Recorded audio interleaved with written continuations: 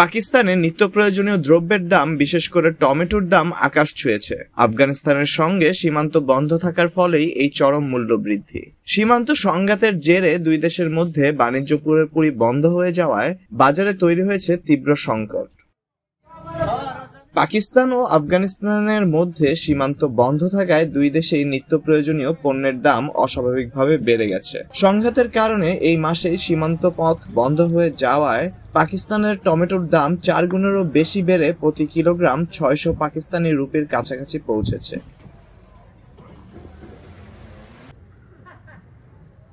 দুই দেশের মধ্যে বার্ষিক প্রায় $2.3 বিলিয়ন বাণিজ্য এই পথেই হয়, যার মধ্যে রয়েছে ফল, সবজি, খনিজ, ঔষধ এবং খাদ্যশস্য।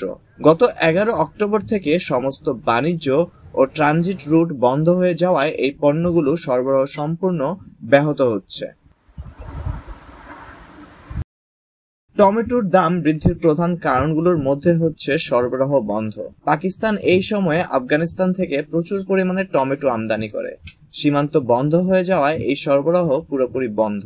এছাড়া কাবুল চেম্বার অফ কমার্সের প্রধান খানজাল আলুকেজে জানিয়েছেন, প্রতিদিন প্রায় 500 কন্টেনার সবজি নষ্ট হচ্ছে।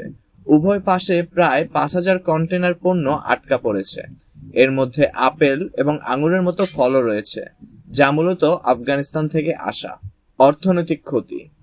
ট্রেড বডিসের তথ্য অনুযায়ী সীমান্ত বন্ধ থাকার কারণে প্রতিদিন উভয় দেশ প্রায় $1 মিলিয়ন বাণিজ্যের ক্ষতি করছে।